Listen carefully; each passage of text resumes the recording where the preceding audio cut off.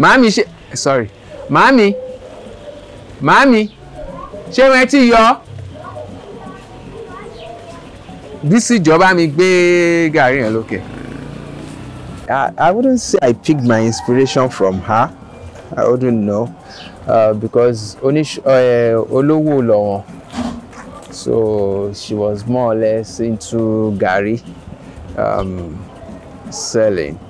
So that's much I picked from her, and I also schooled here, Ogun State University. No, I think right from secondary school we had one small farmers group, young dynamic farmers. So, and I think since then it's always been at least one sọ pé gift from Ijebu. That's Gary Ijebu. Thank you very much. Thank you. Yeah. Wow. I know my boss is dancing.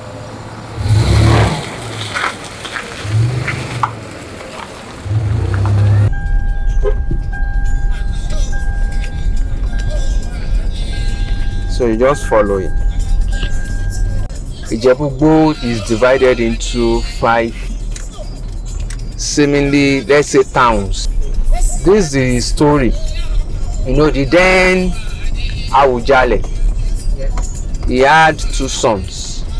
So Omolewa and the one to wá jẹ́ pé àwọn lineage náà ń jẹ́ ọba ní Ìjẹ̀bú-Òde.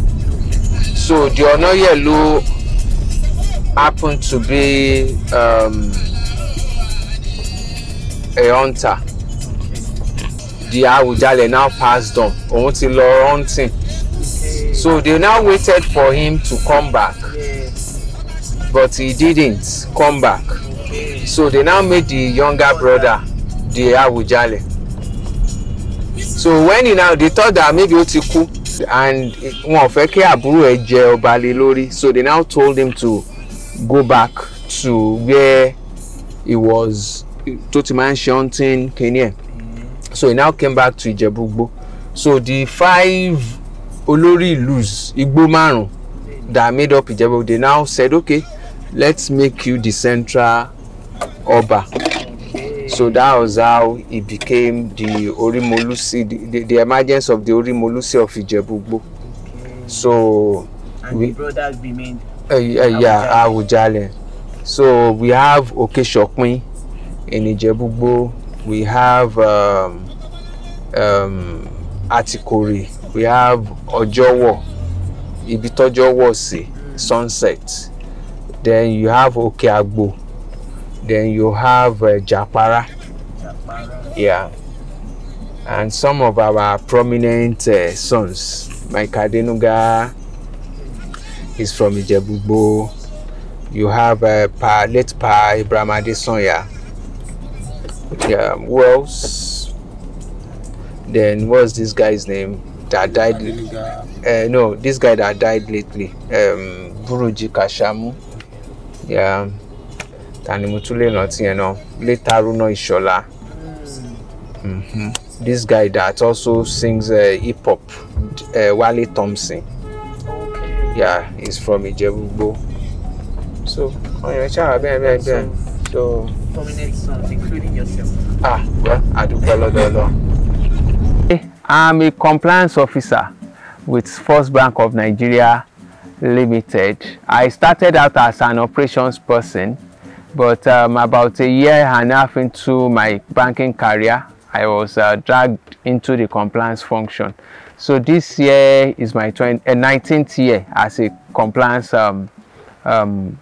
officer, but I don't really see myself making a living after retirement from that profession. I see myself more as a farmer. So, and it is now that I can take the bull by the horn.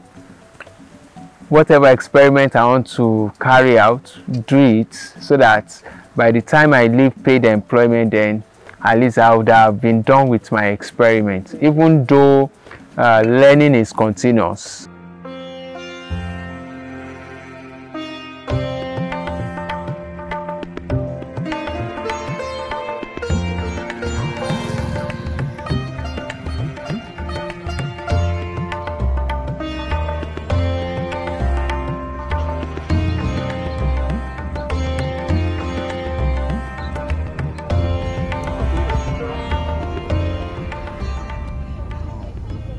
jọ̀ọ́ ní kán bá mi mú àdá kan.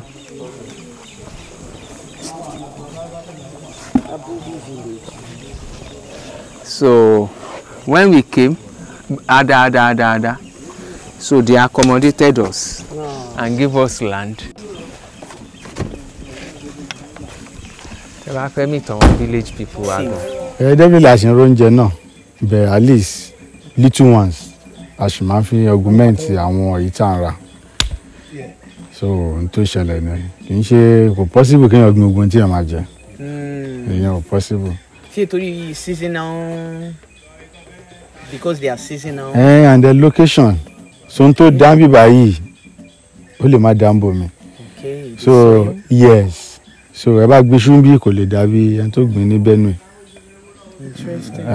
So ẹni tó gbìn rice, ẹni tó gbìn ní Abakaliki, ó máa yàtọ̀ sí rice ti bíbá. So ó lè má ṣe dáadáa. So tí wọ́n bá lọ ń ṣerú ẹ̀ púpọ̀, kò ní pay èèyàn at the end of the day. So yàtọ̀ ẹ máa wà. See, so we just kàn ṣe díẹ̀ tá máa jẹ. That's what we normally do. We got here 2016, yeah. We bought the land 2016, then started operations 2017. Building or No. You know, I got the place first, then Omoti now joined me. So at least I brought like 10 of my friends. NS is one of them in his team. There are 3. So we have Ronke Oseni, we have Taiwo Jubele, then we have Evans. Then I have 2 of my friends in Canada and UK. Yeah. So I got land for them around there. So we're helping them to cultivate. Cultivate on them. Basically around there, what people do most is crop farming. And within the crop family, we have the cash crops and we have the your seasonal crops. Yeah. Going back to question that you asked him. Now, Tabawu, you see that the people here, this is their life. So, no man opportunity, okay, so they try to do combined cash crop farming. That is where you see the cocoa, you see the okpe, you see the kola nuts. With your day-to-day, wọ́n ṣe ata díẹ̀ níbí báyìí, wọ́n ṣe ewédú, wọ́n ṣe pákí, wọ́n gbin ọ̀gẹ̀dẹ̀, wọ́n ṣe ata, so that ìyẹn wọ́n máa mú jẹ, which àwa náà benefit from, but which he alluded to pé okay lè máa ra everything. In the last 5-6 years mi ò rò bí àmọ́ rẹ̀ epo.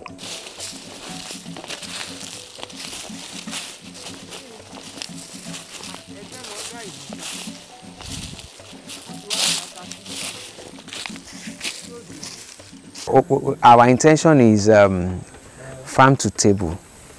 So you see F2T here. Farm to table. Yeah. That's what I wanted to ask. What's F2T? Yeah, so it's farm to table. As much as possible, we want to reduce the distance between the farmer and the end user. Yes. So, and our intention is to the barest minimum usage of chemicals in planting. We are trying to eradicate that so that at least it's very key people's health. So we can always say that okay, what we are giving people is healthy. So if you get to the farm now, you see us. We experiment a lot. You see yams, you see agbado, you see pineapple, you see pawpaw, you see us also doing fruit trees, so that maybe in the next 5 years, if you're going to come around, you see like you have a place to put fruits low and then we also endeavor to keep some of the trees we met on the farm. And also at the same time, the intention is to say, okay, maybe every quarter, we can say we are organizing a family excursion where we just stay like maybe 5-10 families, they'll come around. So whilst you go in to see things, you can harvest. I'm at a price tag more on commit to go. So that's ready no, to go. No. That satisfaction pé ìgbà tí mo débẹ̀ yẹn mi gan ni mo harvest fúnra ara mi. So you just wá ti rí price tag you harvest. You can also go and say ẹ jọ̀ọ́ ẹ ti bá mi prepare goat sílẹ̀. So we just go into the farm, pick a goat, slaughter right there and then, prepare it for you. So tó bá ṣe ń lọ lè wá gbé dání. You can also say that pé ẹran tán pa fún mi ó wà healthy. I saw it. I was even there, you know. So and it gives this you know, this thing can also be therapeutic. Yes. Absolutely. When you come to this environment, cool, shaking. So we're also looking in that line that okay, people can break away from weary, and you have people that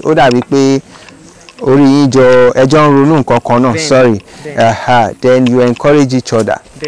If he has been coming alone all by himself and me, I don't come every weekend, I want to believe at some point you get discouraged. Same way too, when I know that he's going to be around over the weekend, so we can see ourselves, talk to ourselves, and also do things together. Because it can be challenging. The reality of it is people out there will think that every weekend when you come, but we know that we are spending for now. Yeah, it comes in from Ikorodu. Really? Yeah. Okay. I come in from Alakpere. It is workers. Why do I say workers? See, I will tell people one thing. Some people will say that oh, it's better 2-3 people following you into the farm.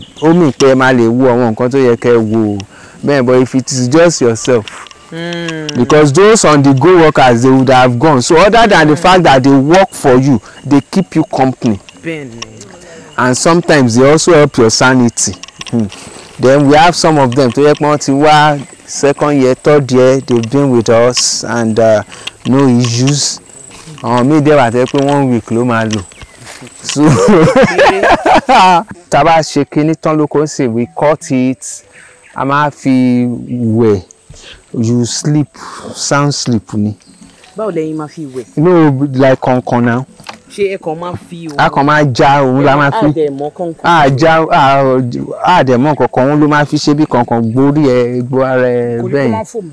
No, it's not going to foam. Oh, but ó máa ṣe bí small foam ṣá. Wow. Yeah, so you sleep soundly. And as you can see, kò ṣe mi mo gbìn. Bí ṣe rí pé dàbí òjò yẹn dùn bíbá ju àwọn ọbẹ̀ yẹn lọ.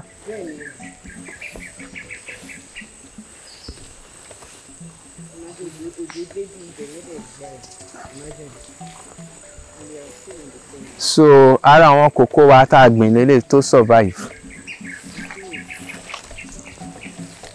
So àwọn ọ̀pẹ.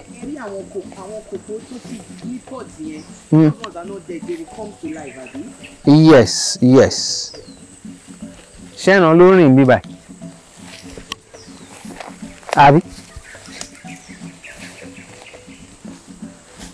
Àbí?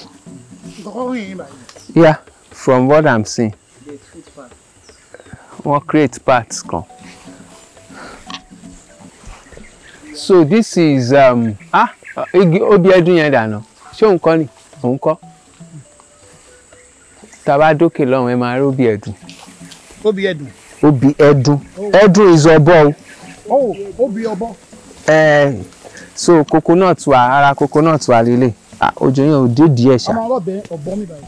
Ọ̀bọ pọ̀ nù bẹ̀ yẹn mẹ́. Strategy tẹ́yìn bá wọn lò. Ṣọ́bọ̀. Well, a máa ń fàdúrà ràn wọ́n lọ́wọ́. No, kò sí nǹkan kan. They are not. They won't see you and say then ewé mọ́ínmọ́ín lélẹ̀. Oh wow. Ewé mọ́ínmọ́ín. Tí wọ́n fi ń pọ́n mọ́ínmọ́ín. So as you can see, mo bá ń bẹ̀ ni mo dẹ̀ fílẹ̀ ń bẹ̀ mi ò jẹ́ kán ró. So tó bá ti di pé a fẹ́ ṣe mọ́ínmọ́ín lé ń gbà mí, I'll just cut. Even my yes now. Even my neighbors in Lagos, they say, I buy a moi ball. So, yeah, it's not easy, I must confess. But the reality of it is, this is what I've always dreamt to do. One, I want to believe it's my own little way of contributing to nation building. Yeah, as you can see, at least our staff strength is about 10. So it means we've been able to take like 10 people up the streets. So it gives you joy. You come in, you see people that's under your employment. That is on one side. And as also mentioned, I want to be seen as feeding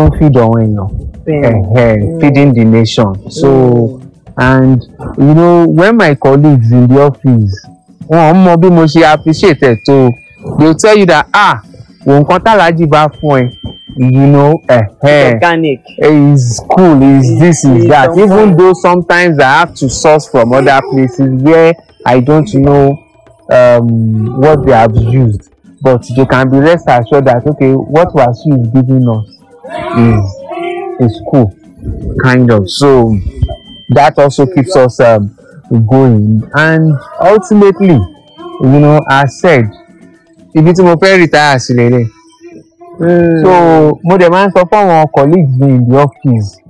What keeps me going every weekend is the fact that when I look at this is where I want to end it. Then, two, the fact that a time will come. You have all the time in this world. Then there will be no place to go. And you see people when they retire, so with this, at least you know that you have something to fall back on and activities going on. So that's just the idea. And I said it's always been a lifelong dream to own a farm, be an employer of labor, contribute our own quota to nation building. And during this, I will have to give credit to Yinka Adeshola, because she's the person that actually mentioned this, and I could relate with it. What she said is that, okay, you can take farming to be like the medical profession. That often than not, people think that timbati lowo, then the next thing is I can set up a farm, which we have also learned from that it's not as straightforward as that. That you require the requisite knowledge or skill set for you to make a good farmer. So the analogy is this: that is it possible that because I have all the money in the world, can I set up hospital, and after I've built the structure, I now sit in and now tell people I am now a medical doctor, start coming in for treatment? Or is it because he feels that he has money?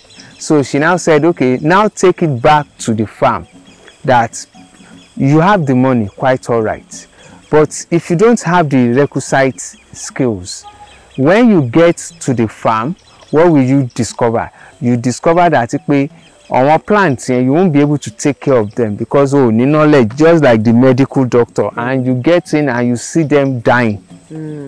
Because until you requisite knowledge, no, to lose hospital to your why couldn't finish sharing. So you get to the farm too, and you'll be struggling to see what exactly.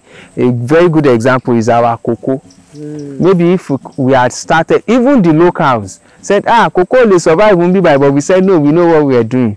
So maybe if you had listened to them, or just pick one or two things from them, you could have also learned, instead of just taking a deep dive, and at least 5 years after we can see the results.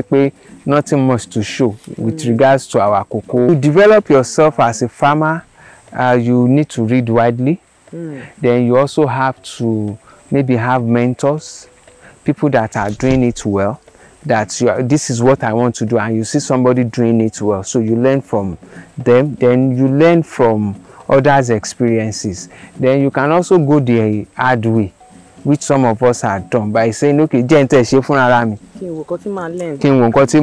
you waste money. Let me tell you, the pineapples you see here now, initially I bought the first set of suckers I bought. Down there. Okay. The second set of suckers, I planted them here. But subsequently, when BC came on board, BC said, I'm going to visit Ojakomamu market. Okay. BC said, Oga. So we saw them throwing away these crowns. BC now said, no. In school, I could remember a friend of mine, Amioke, had if he generates suckers. And I said, okay, let's experiment. So what does it mean? You take this. This crown, yeah. You take it. You now slice this into 2 minimum. You now put them on the ground. After some time, they will start growing this thing. So so if you have like 2 like that, doing 3 each, it means you have been able to multiply this into 6. What if you say 6? Yeah. So that is the effort. So all those pineapple are suckers. It was all experimentation. Yeah. So yes, and we generated those suckers ourselves. So I don't like to extend CB by. Amazing. So if I want to now go commercial, very big, then I know at least I have an idea of what to do and to get my suckers.